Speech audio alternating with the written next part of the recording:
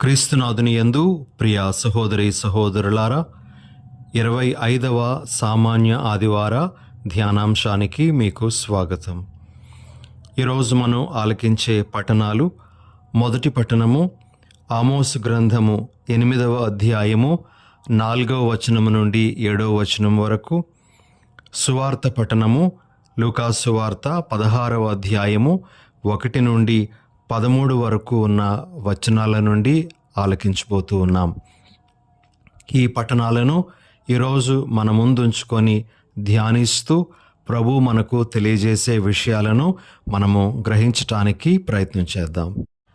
మొదటిగా ప్రియ సహోదరి సహోదరులారా, ఈనాటి మొదటి పఠనాన్ని మనము ఆమోసు ప్రవక్త గ్రంథం నుండి ఆలకించబోతూ ఉన్నాం. ఆమోసు ప్రవక్తని ప్రాఫిట్ ఆఫ్ సోషల్ జస్టిస్, సాంఘిక న్యాయ ప్రవక్త అని పిలుస్తారు.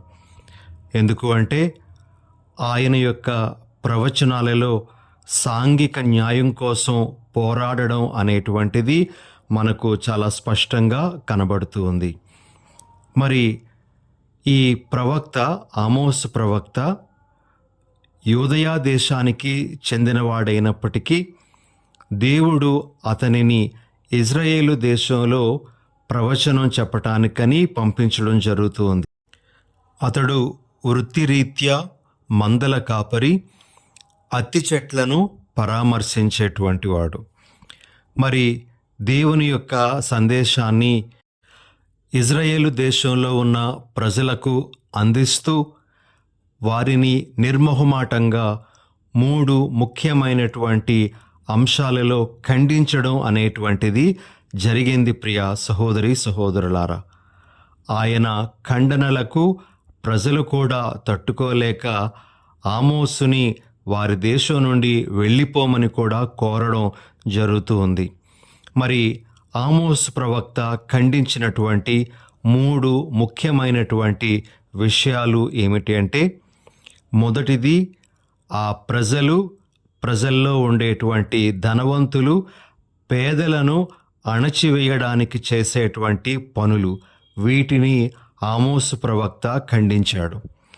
రెండవది, ఇజ్రాయేలు దేశంలో ఆనాటి ప్రజలు అనుసరించినటువంటి నిరర్ధకమైనటువంటి మత ఆచారాలు. మూడవది, ఆనాటి ఆ ప్రజల దురాశ. ఈ 3 ముఖ్యమైనటువంటి అంశాలను ఆమోసు గ్రంథంలో మనకు కనబడేటువంటి వాక్యాల ఆధారంగా ఇంకా మనము పరిశీలించడానికి ప్రయత్నం చేద్దాం. మొదటిది, ఆ ఇజ్రాయేలీ ప్రజలు పేదలను అణచివేసేటువంటి రీతి. ఆమోసు గ్రంథము 5వ అధ్యాయము 11వ వచనంలో ఈ విధంగా వ్రాయబడి ఉంది: మీరు పేదలను పీడించి వారి ధాన్యము దోచుకొంటిరి, కావున చెక్కిన రాళ్లతో మీరే స్వయముగా నిర్మించుకొనిన భవనములలో మీరు వసింపజాలరు. మీరే స్వయముగా నాటుకొనిన సుందరమైన ద్రాక్ష తోటల ద్రాక్షారసమును మీరు పానము చేయజాలరు. అదేవిధంగా 8వ అధ్యాయము 4వ వచనము మరియు 6వ వచనంలో మనము ఈ విధంగా ఆమోసు ప్రవక్త యొక్క ఖండనను ఆలకిస్తాం: దీనుల తల మీద కాలు మోపుచు పేదలను నాశనం చేయువారలారా వినుడు. 6వ వచనము, తాలు గోధుమలను కూడా ఎక్కువ ధరకు అమ్ముకోవచ్చును, బాకీలు చెల్లింపలేని పేదలను ద్రవ్యమునకు, చెప్పుల జోడు వెల కూడా చెల్లింపలేని పేదలను కొనవచ్చును. అట్లే చచ్చు ధాన్యమును అమ్ముకోవచ్చునని మీరు ఎంచుచున్నారు. ఇంకొక వచనము ఆమోసు గ్రంథము 2వ అధ్యాయము 8వ వచనంలో మనము ఈ విధంగా ఆలకిస్తాం: తాము పేదల నుండి కుదువ సొమ్ముగా పుచ్చుకొనిన బట్టలను పరుచుకొని ఆరాధనా స్థలములలో పవ్వళించుచున్నారు. తమకు అప్పుపడి ఉన్న వారి నుండి గైకొనిన ద్రాక్షరసమును తమ దేవుని మందిరమున పానము చేయుచున్నారు. ఇలా ప్రియమైన సహోదరి సహోదరులారా, ఆమోసు గ్రంథంలోని చాలా చోట్ల వారు ఏ విధంగా పేదలను అణచివేయడానికి, దోచుకోవడానికి ప్రయత్నం చేశారో ప్రవక్త చాలా స్పష్టంగా వారి ముఖము మీదనే మాట్లాడుతూ వారిని ఖండించటం జరిగింది.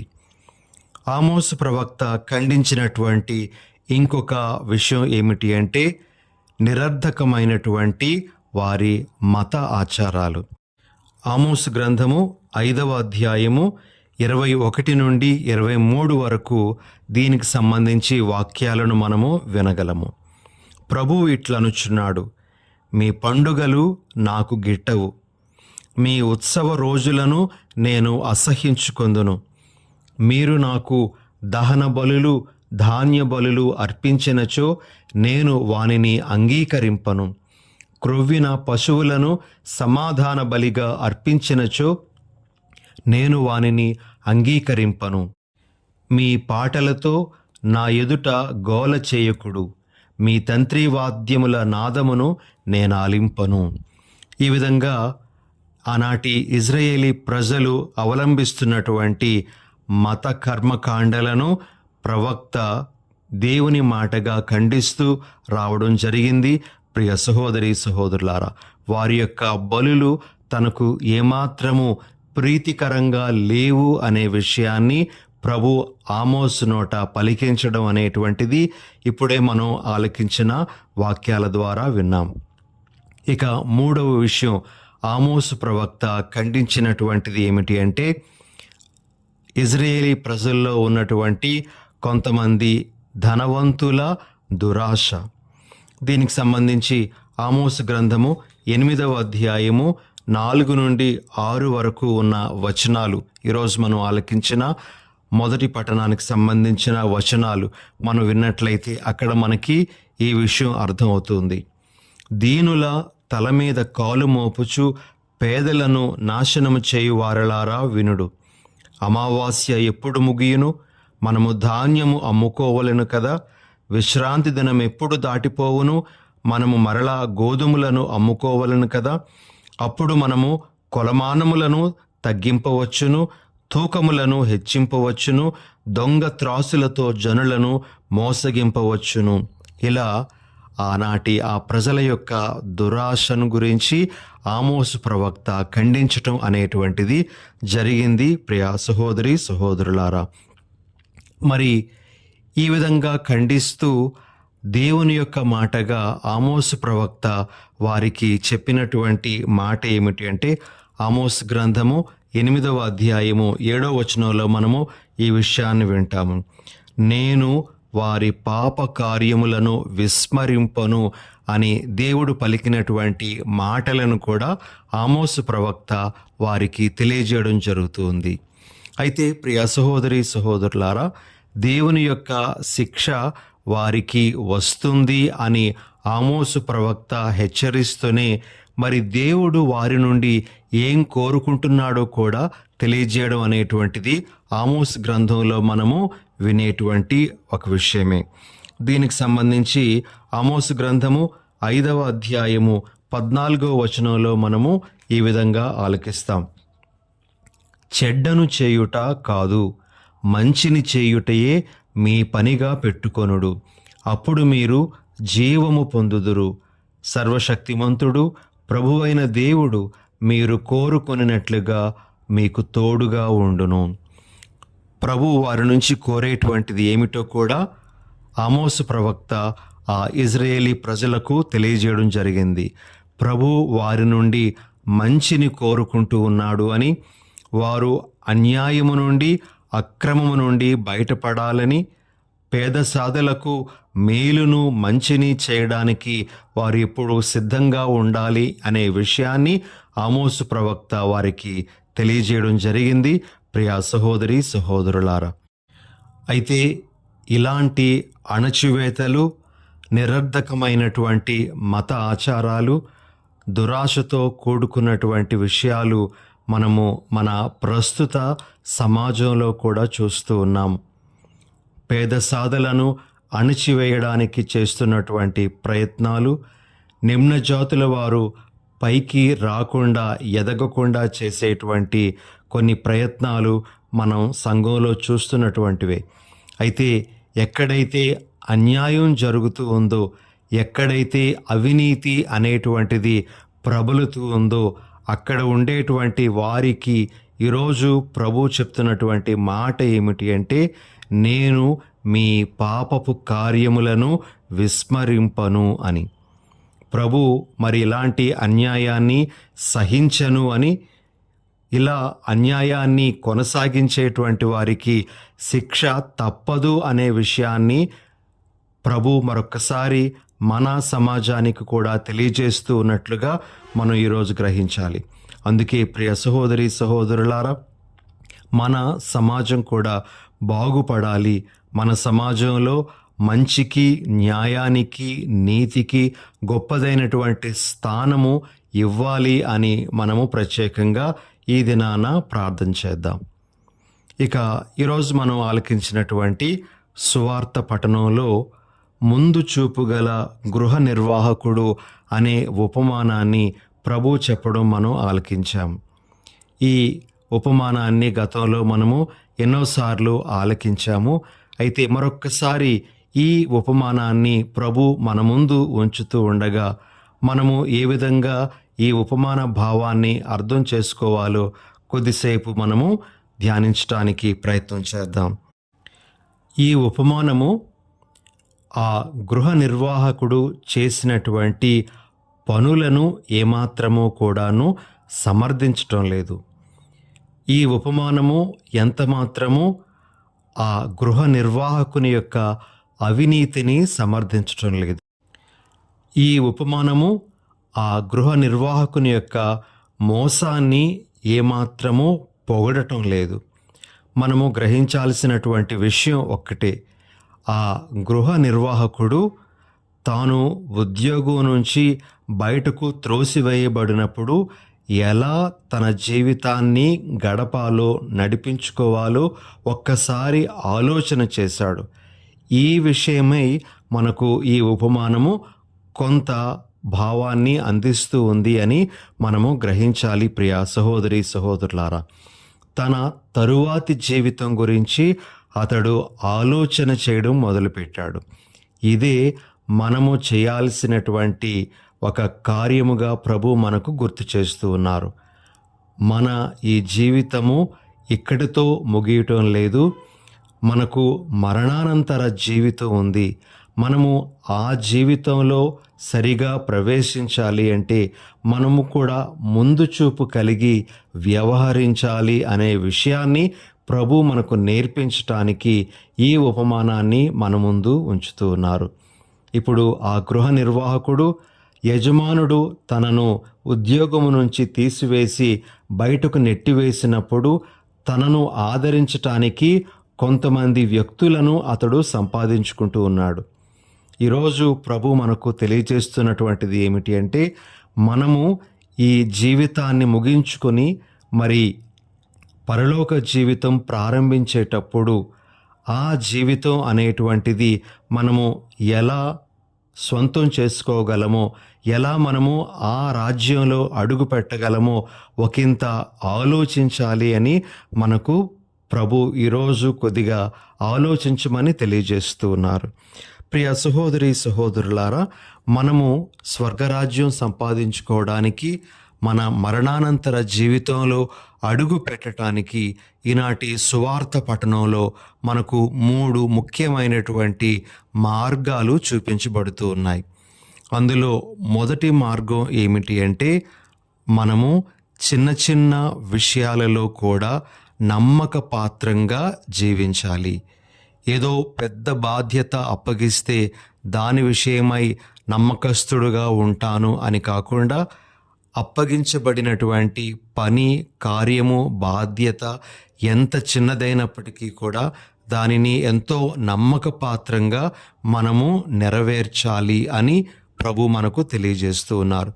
ఉదాహరణకు, ఒక వ్యక్తికి తండ్రిగా ఒక బాధ్యతను దేవుడు అప్పగించినప్పుడు, తండ్రిగా తన బాధ్యతను విశ్వాసపాత్రంగా అతడు నిర్వహించుకుంటూ వెళ్ళినట్లయితే అతడు ఒక విధంగా దేవుని యొక్క రాజ్యాన్ని సొంతం చేసుకోవడానికి అర్హుడవుతూ ఉన్నాడు అని మనం చెప్పవచ్చు.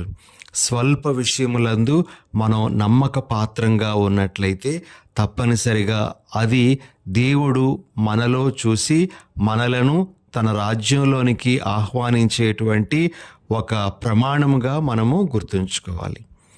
ఇక రెండవ విషయం, ప్రియ సహోదరి సహోదరులారా, దైవరాజ్యంలో మనము అడుగు పెట్టాలి అంటే దైవమును ద్రవ్యమును మనము ఒకే రీతిగా ఒకే స్థాయిలో ఉంచి కొలవకూడదు. యేసుప్రభు చాలా స్పష్టంగా మనకి చెప్తూ ఉన్నారు, ఏ సేవకుడును ఇద్దరు యజమానులను సేవింపజాలడు అని. మనము దేవుని ధనాన్ని ప్రక్కనే పెట్టి మనము సమాన స్థాయిని వారికి ఇవ్వకూడదు అని ప్రభు ఈరోజు మనకు తెలియజేస్తూ ఉన్నారు. కాబట్టి మనము గ్రహించాల్సినటువంటి విషయం ఏమిటి అంటే, దేవుని స్థానంలో మనము ధనాన్ని కానీ, ఒక వ్యక్తిని కానీ, అధికారాన్ని కానీ, ఇక ఏది పెట్టినా సరే మనము దేవుని రాజ్యంలో అడుగు పెట్టడానికి అర్హతను కోల్పోతూ ఉన్నామని గ్రహించాలి. దేవుని స్థానము దేవునిది. దేవుని తప్పించి ఇంకొక వ్యక్తిని కానీ ఇంకేదైనా సరే మనము ఆ స్థానంలో పెట్టినట్లయితే మనము దేవునికి ఎంత మాత్రము అంగీకార యోగ్యులము కాము అనే విషయాన్ని ప్రభు మనకు తెలియజేస్తూ ఉన్నారు. అందుకే పౌలు గారు తిమోతికి రాసినటువంటి మొదటి లేఖ 6వ అధ్యాయము 9-10 వచనాల్లో ఈ విధంగా అంటారు, ధనకాంక్ష కలవారు శోధనకు లోనై మానవులను శిథిలము చేసి నశింపజేయు అపాయకరము మూర్ఖము అగు వాంఛల వలయందు చిక్కుకొందురు. ధనకాంక్ష సర్వ అనర్థములకు మూలము. కొంతమంది అట్టి విపరీతమైన ధనకాంక్షచే తమ విశ్వాసము నుండి తొలగిపోయి అనేక కష్టముల పాలైరి.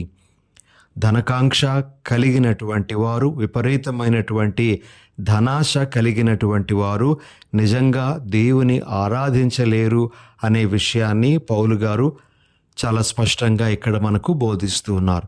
కాబట్టి ప్రియ సహోదరి సహోదరులారా, దైవరాజ్యంలో అడుగు పెట్టాలి అంటే దేవునికి గొప్ప స్థానము, ప్రథమ స్థానం మనం ఇవ్వాలి. మనము ఈ లోక సంబంధమైనటువంటి విషయాలను దేవుని ప్రక్కనే పెట్టి వాటికి కూడా దేవునితో పాటు సమాన స్థాయిని ఇస్తూ ఉంటే మనము స్వర్గరాజ్యంలో ప్రవేశించే అర్హతను కోల్పోతూ ఉన్నామని గ్రహించాలి. ఇక మూడవ విషయం, మనము దైవరాజ్యంలో అడుగు పెట్టాలి అంటే ప్రభు మన నుండి కోరుతున్నటువంటిది ఏమిటి అంటే, మనకు ఏది ఉన్నా, మనము ఏ దీవెన పొందుకున్నా అదంతా కూడాను దేవుని యొక్క వరము. మనము దాని యొక్క స్వంతదారులము కాము. మనము వాటికి కేవలము నిర్వాహకులమే అనేటువంటి భావంతో జీవించాలి. ఒక వ్యక్తి ఈ విధంగా అంటాడు, మనము ప్రజలను ప్రేమించాలి, ధనాన్ని ఉపయోగించుకోవాలి అని. అయితే ఈ రోజుల్లో జరుగుతున్నటువంటిది ఏమిటి అంటే, ప్రజలను ఉపయోగించుకోవడం, ధనాన్ని ప్రేమించడం అనేటువంటిది జరుగుతూ ఉంది. మనము గ్రహించాల్సినటువంటి విషయం ఏమిటి అంటే, మనకున్నటువంటి ధనము కావచ్చు, లేక ఇంకేదైనా సరే దీవెన కావచ్చు, వీటన్నింటికీ కూడాను మనము నిర్వాహకులుగా నియమించబడ్డాము. వాటిని చక్కగా వినియోగించుకోవడమే మన యొక్క బాధ్యత. మనము దానికి దాసోహమైపోకూడదు. మనము వాటిని నిర్వహించేటువంటి వాళ్ళమే కానీ మనము వాటికి బానిసలము కాదు అనే విషయాన్ని గుర్తుంచుకోవాలి అని ప్రభు ఈరోజు మనకు తెలియజేస్తూ ఉన్నారు. కాబట్టి ప్రియ సహోదరి సహోదరులారా, మనము ముందు చూపు కలిగి జీవించాలి. స్వర్గరాజ్యంలో అడుగు పెట్టడానికి మనకు ముందు చూపు ఉండాలి అని మనము అనుకునేటప్పుడు మనకు ఈ 3 ముఖ్యమైనటువంటి విషయాలు ముందు చూపు విషయంలో ఉపయోగపడతాయి. మొదటిగా, చిన్న విషయాలలో కూడా నమ్మక పాత్రంగా ఉండడము. రెండవది, దైవమును ద్రవ్యమును మనము ఒకే రీతిలో ఆరాధించడం అనేటువంటిది జరగకూడదు. మూడవది, మనకు ఏది ఉన్నా సరే అది దేవుని యొక్క దానము, మనము దానికి కేవలము నిర్వాహకులము మాత్రమే అనేటువంటి భావంతో జీవించాలి. అలా మనము జీవించగలిగిన నాడు దైవరాజ్యంలో అడుగు పెట్టగలము అనే విషయాన్ని ప్రభు మనకు ఈరోజు బోధిస్తూ ఉన్నారు. ఈ విషయాలన్నీ మన మనసుల్లో పదిలపరుచుకొని ప్రభు మనకు నేర్పిస్తూ ఉన్నట్లుగా మనము నేర్చుకోవడానికి ప్రయత్నం చేద్దాం. చిన్న ప్రార్థన చేసుకుందాం. దయగల సర్వేశ్వర, ప్రేమగల మా తండ్రి, ఈరోజు మీరు మాకు అందించిన మీ వాక్యాన్ని బట్టి మీకు స్తోత్రాలు. ఆమోసు ప్రవక్త సాంఘిక అన్యాయాలను, అవినీతిని ఖండించాడు.